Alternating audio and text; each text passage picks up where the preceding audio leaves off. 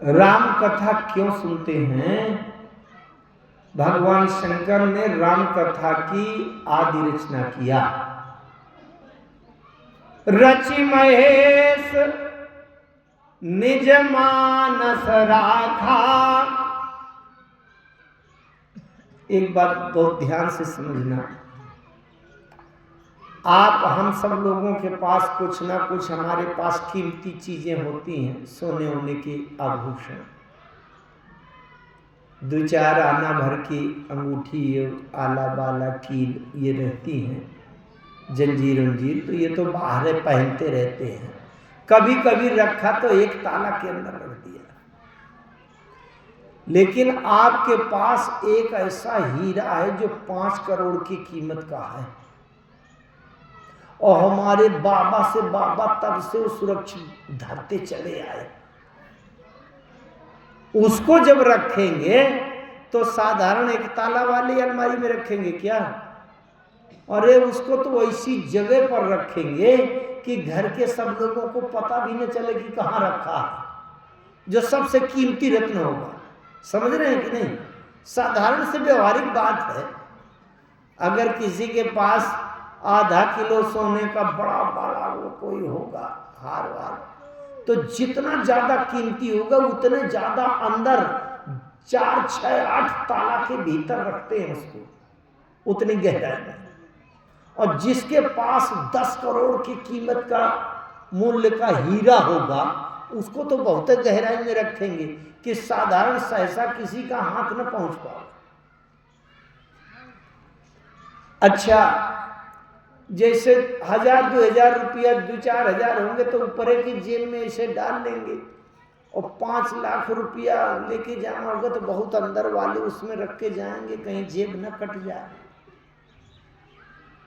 शंकर जी अगर हल्की फुल्की कीमत की चीज होती तो रचना करके डायरी में और अपने कैलाश पर्वत के किसी गुफा के छेद में ऐसे रख देते, डायरी में कविता बना के। समझ रहे हैं बात? लेकिन राम कथा की जब रचना किया भगवान शंकर ने तो कहां रखा? उसको लिखकर डायरी में कैलाश पर्वत की गुफा में ऐसे दरार में नहीं खोस दिया। कहां रखा?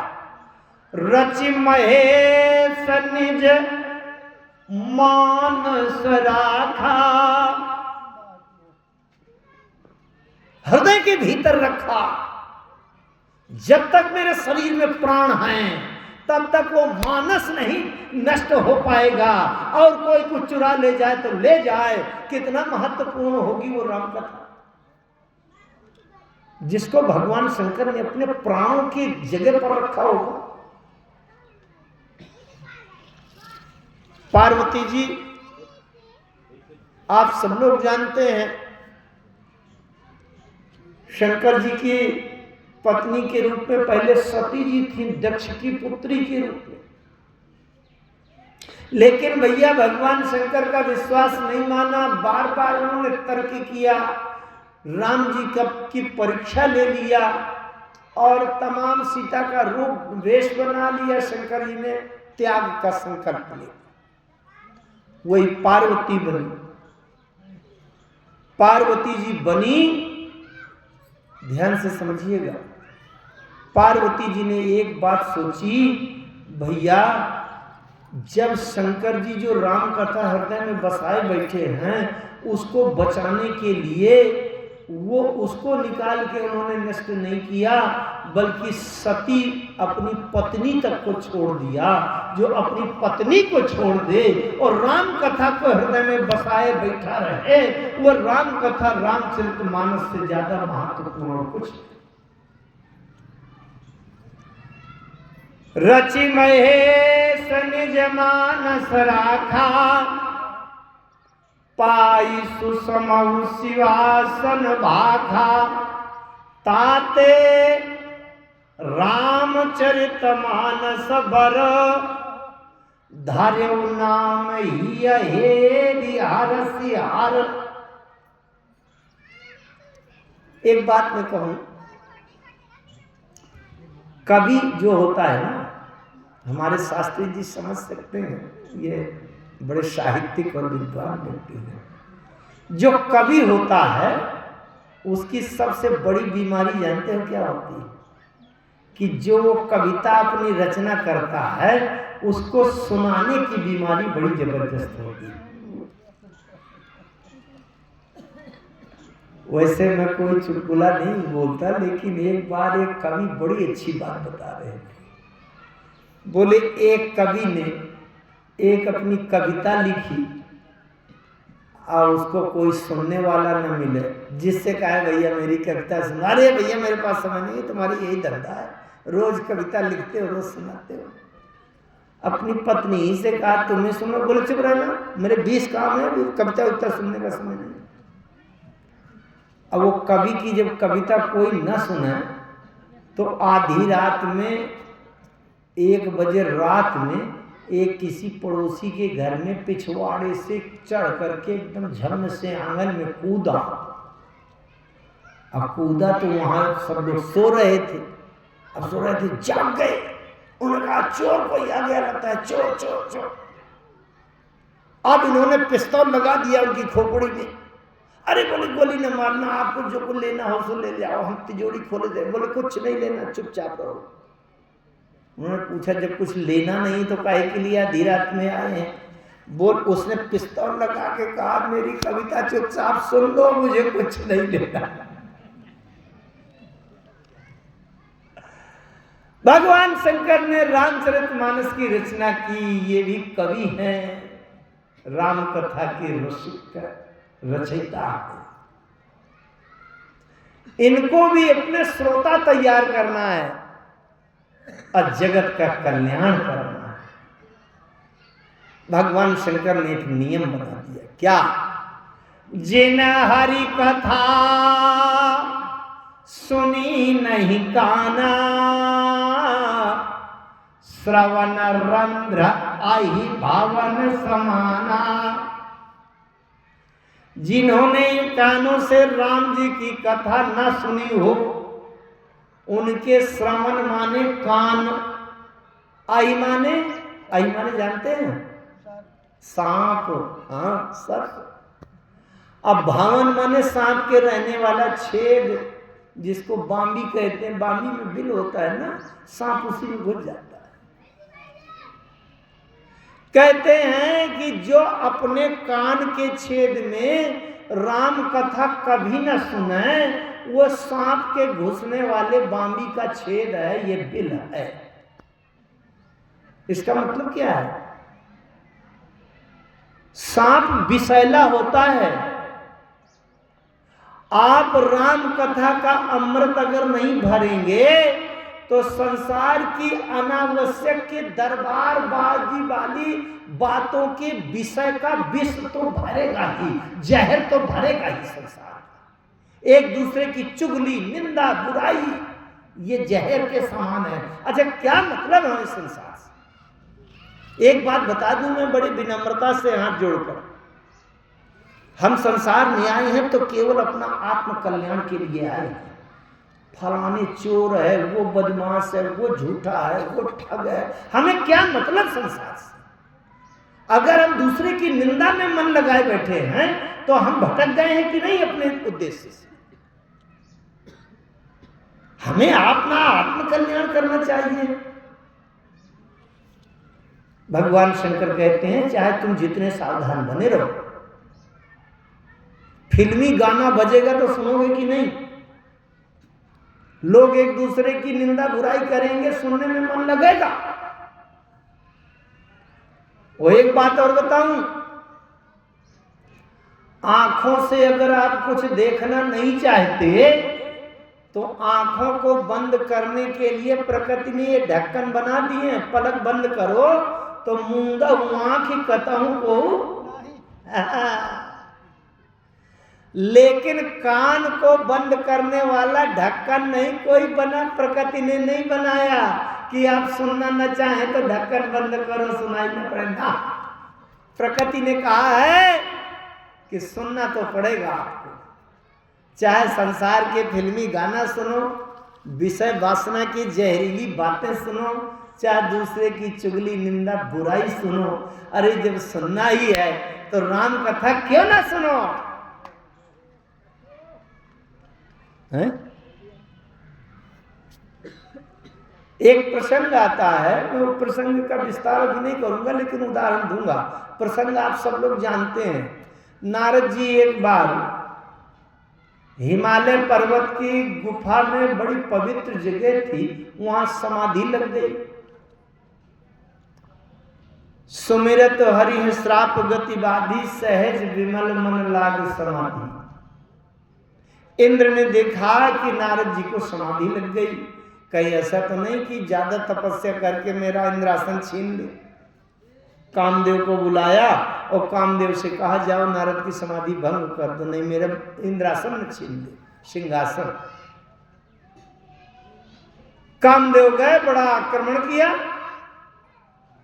गोस्वामी जी लिखते हैं, काम कला कछु मुनि ही न व्यापी।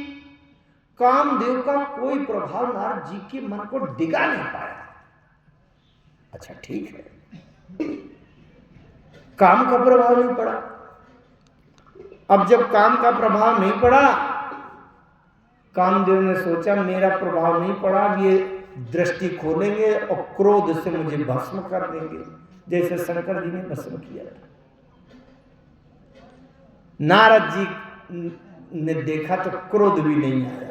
गोस्वामी जी ने लिखा, भयो न नारद मन कछु रोसा, कई प्रिय बचन काम परितोषा।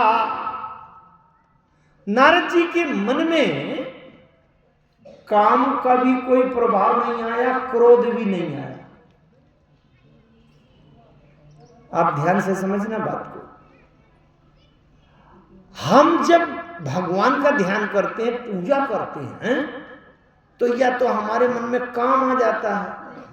काम के कई अर्थ होते हैं। काम माने इच्छा, अरे भी ये करना है, वो करना है, वो ले आऊं, ये ले आऊं। और काम माने शरीर का सुख, शरीर सुख में मन लगा हो तो पूजा में मन नहीं लगता। अथवा किसी की कोई व्यवहार की बात सुन करके हमारे मन में क्रोध आ रहा हो तो नहीं मन लगता। काम जब आ जाए तो काम में मन नहीं लगता। नारद जी को जब काम का विकार आ गया तो कहते हैं, जप तप कछ न होए ते ही काला, है ना। अक्रोध के समय भगवान में मन नहीं लगता। लेकिन जब नारद जी के अंदर काम का कोई प्रभाव नहीं पड़ा और नारद जी को क्रोध भी नहीं आया, ध्यान से समझ रहे हैं, बहुत सरल बात है। तो जब काम भी नहीं आया, क्रोध भी नहीं आया, तो नारद जी की समाधि तो अब और ज्यादा गहरी लगनी चाहिए कि नहीं, है कि नहीं। जब काम का विकार नहीं आया, क्रोध का रोष आवेश नहीं आया, तो अब तो नारद जी के और गहरी एकाग्र समाधि लगनी चाहिए राम जी में। तो अब नारद जी समाधि छोड़कर काहे के लिए शंकर जी के पास गए, इधर उधर घूमने, चक्कर काटने क्यों गए।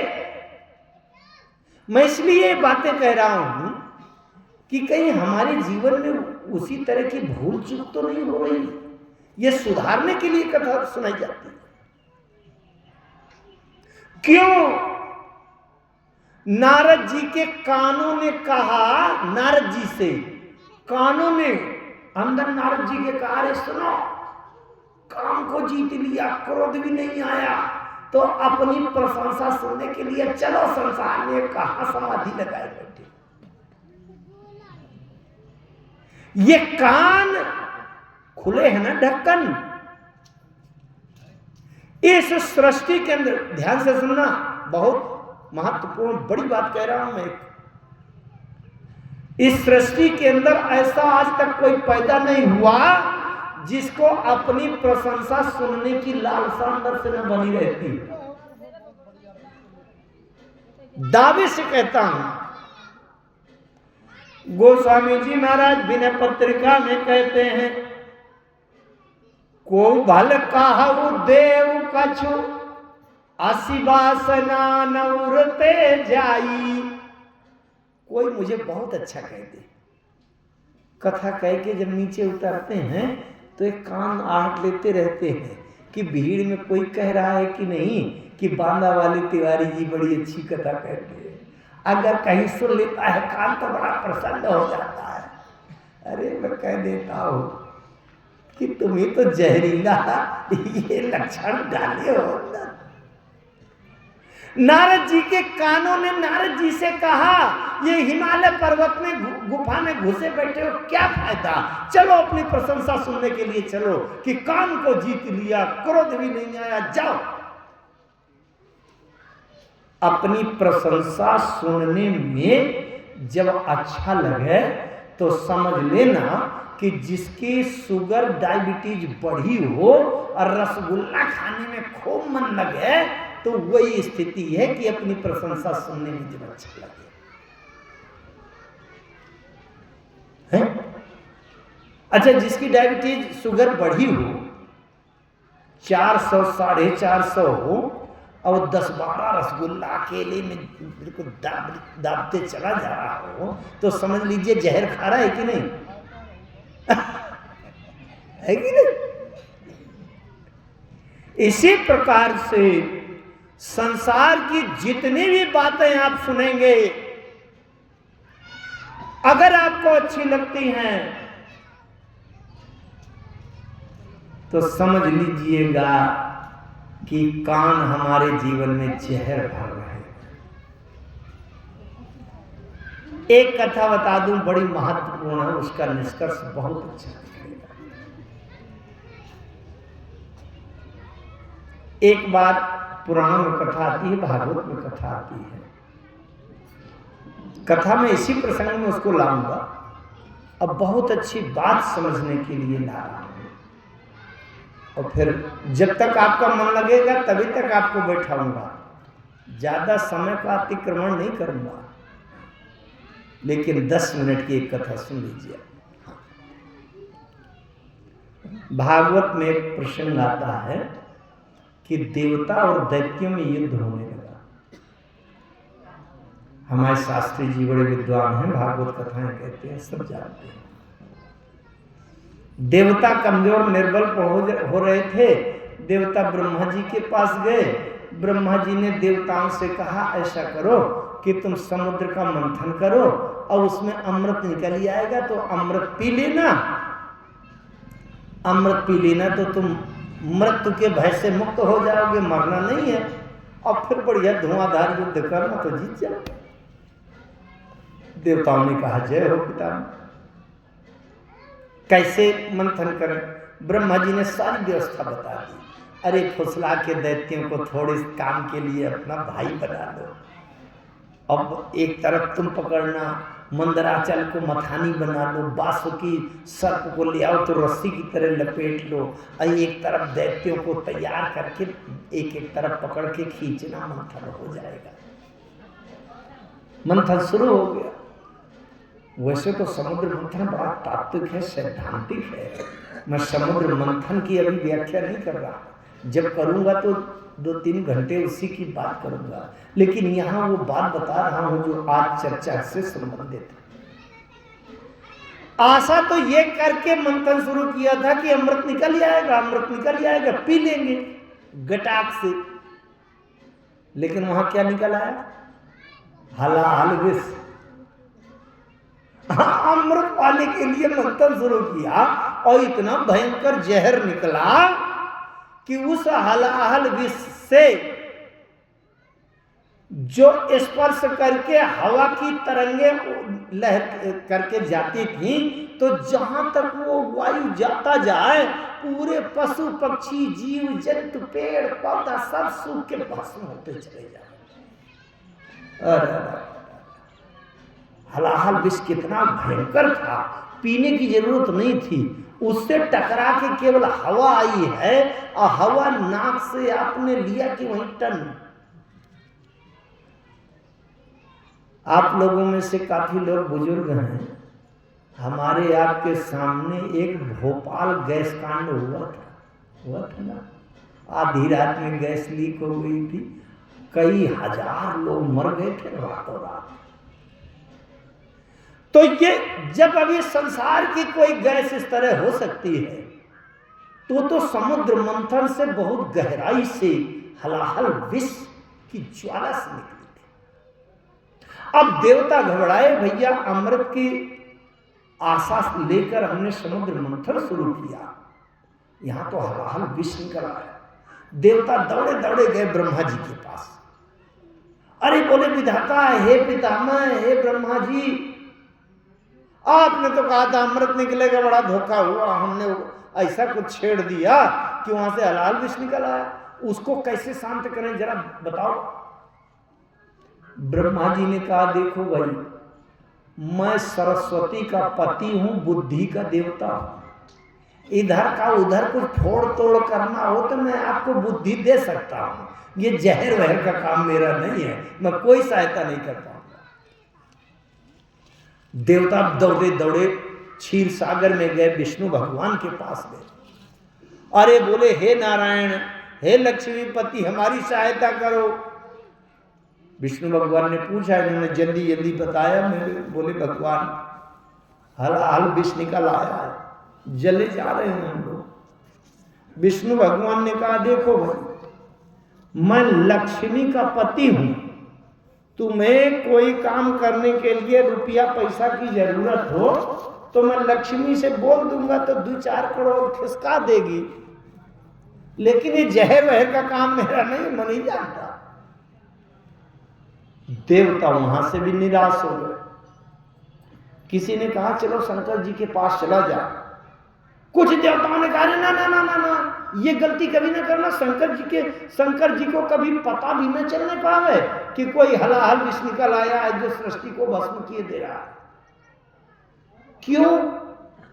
अरे बोले, शंकर जी संहार के देवता हैं, प्रलय का काम है उनका नाश करना, तो अगर उनको पता चलेगा कि कोई हलाहल विष निकल आया है जो सबको भस्म किए दे रहा है तो शंकर जी तो प्रसन्न हो जाएंगे कि अच्छा है, मेरे काम तो कर रहा है, तो वो हलाहल विष की 4 पॉइंट तीव्रता और बढ़ा देंगे कि अब जल्दी करें, मेरे काम हो रहा है, करो। तो इसलिए किसी से बताओ तो बताओ, लेकिन शंकर जी को पता न चलने पावे, नहीं खतरा और बढ़ा देंगे वो।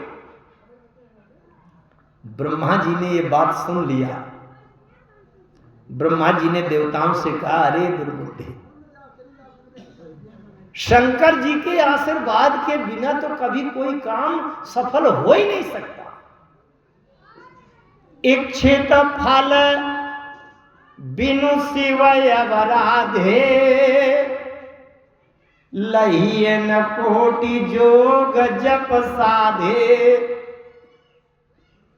जब तक शंकर जी प्रसन्न ना हो, आशीर्वाद ना सम्मिलित करे, तब तक चाहे तीनों लोगों के सारे साधना कर लो, आप सफल नहीं हो पाओ। शंकर जी से आशीर्वाद जरूर लो। अब देवता शंकर जी के पास गए। शंकर जी से बताया, भोलेनाथ, हम लोग अमृत पीने की आशा से समुद्र मंथन शुरू किए थे, अब तो और खतरनाक हो गया, हलाहल विष निकल आया जो सबको भस्म किए देगा। शंकर जी ने ये नहीं सोचा कि अच्छा हुआ मेरे काम कर रहा है। शंकर जी ने कहा, अच्छा, प्रलय का देवता मैं हूं, संहार का अधिकारी मैं हूं, मेरी अनुमति के बिना, मेरी आज्ञा के बिना कौन सा हलाहल विष है जो मारने लगा, सबको मारे डाल, चलो मैं देखता हूं। ये होना चाहिए। शंकर जी ने कहा, चलो मैं देखता हूं कौन सा विषय है। मैंने जब आज्ञा नहीं दिया, अभी अनुमति नहीं दिया, कैसे मारने लगा? शंकर जी जाने लगे। जब जाने लगे तो पार्वती जी साथ में गई। शंकर जी समुद्र मंथन के उस स्थल में गए और देखा जो हलाहल विष केवल उससे वायु के संचार से लोक के लोक भस्म हुए जा रहे थे, उस हलाहल विष को सीधे अंजलि में लेकर के भगवान शंकर ने पी लिया। पहले रा कह लिया और बाद में मां कह दिया। विष पी करके राम कह दिया तो विष के साथ राम लगा, उसमें भी विश्राम मिल गया। ये राम नाम की बात। नीचे नहीं उतरने दिया, गले में रोक लिया, गला विष के कारण से नीला पड़ गया। तब से भोलेनाथ का नाम नीलकंठ पड़ गया। बोलिए नीलकंठ भगवान की। अच्छा, जिस समय भगवान शंकर ने विष को पिया, गोस्वामी जी ने देखा, बड़ी मार्मिक बात कही। देखिए, ब्रह्मा जी सृष्टि के रचयिता हैं। अगर आपने अपने समय में अपना मकान बनाया है और आपके सामने एक तरफ से दीवार गिरने लगे तो आप उसकी मरम्मत करवाएंगे, फिर से बनाएंगे? भैया मैंने अपने हाथ से बनाया, मेरे सामने तो न गिरे। अच्छा, जिसका काम सुरक्षा करना है तो ब्रह्मा जी तो सृष्टि के रचयिता हैं। अगर ब्रह्मा जी ये विष को शांत करके सृष्टि को मरने से, भस्म होने से बचा लेते तो ब्रह्मा जी तो सृष्टि के रचयिता हैं, बनाने वाले हैं, इनका काम है बचाना चाहिए। विष्णु भगवान तो पालन करता है। विष्णु भगवान अगर सबको बचा लेते, हलाहल विष से,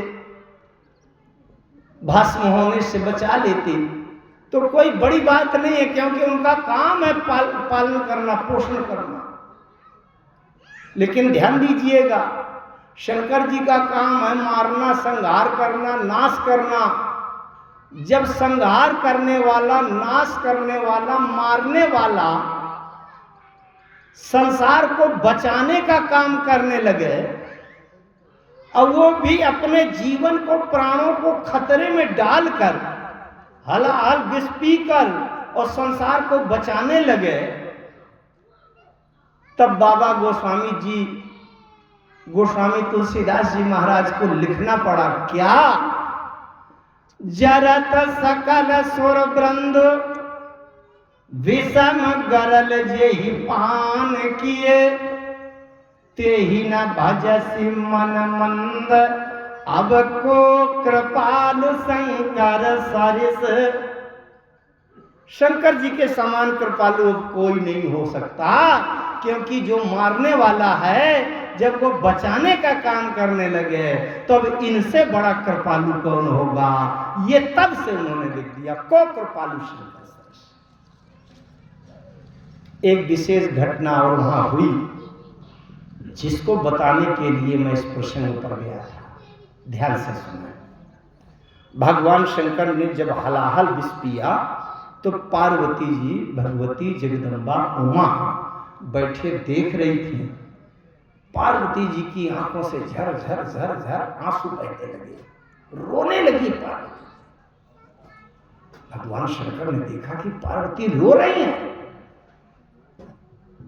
अच्छा, हम अगर हलाहल विष जहर पिए और हमारी पत्नी बैठी हो, वो तो घबरा जाएंगी कि जब संसार उसमें मरता चला जा रहा है तो मेरे पति देव ये खतरे का काम क्यों कर रहे हैं? पार्वती जी रोने लगी। वहां से लौटकर भगवान शंकर जब कैलाश पर्वत में गए तो भगवान शंकर ने पार्वती जी से पूछा, क्यों हुआ?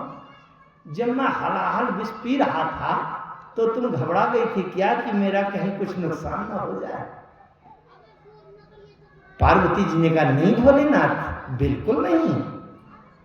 क्यों? क्योंकि मैं जानती हूं कि हलाहल विष में केवल काल है और आप महाकाल हैं। काल महाकाल का क्या बिगाड़ेगा? अच्छा, कोई पुलिस का सिपाही आ जाए तो साधारण व्यक्ति डर जाए, घबरा जाए, वो डर सकता है, सिपाही क्यों हो गए? लेकिन अगर एसपी साहब बैठे हों, डीजीपी, आईजी, डीआईजी बैठे हों, अब पुलिस का सिपाही आवे तो वो डरेंगे क्या? पार्वती जी कहती है, भोलेनाथ आप तो महाकाल हैं। करालम महाकाल कालम कृपालम। पार्वती जी ने कह दिया भोलेनाथ महाकाल शिव आप हैं, ताही काल नहीं खाए। मैं जानती हूं आप महाकाल हैं, हलाहल विश्व में केवल काल है, काल आपका क्या बिगाड़ेगा।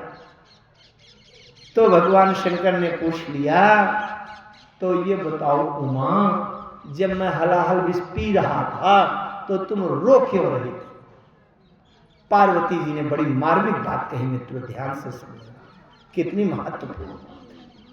पार्वती जी कहती हैं भोलेनाथ मैं इसलिए रो रही थी कि एक शरीर नष्ट करके दोबारा मुझे जन्म लेना पड़ा। अब मेरे जन्म लेने का एक है उद्देश्य है, क्या कि बोले आपके अंदर सबसे गहरी तिजोरी में जो राम कथा बनी रखी है उसको निकलवाना है। रचि महेश निज मानस राखा, राम कथा है ना। पार्वती जी कहती हैं भोलेनाथ महाकाल शिव आप हैं, ताही काल नहीं खाए। और राम कथा हृदय बसे कबहु का नहीं जरी जाए।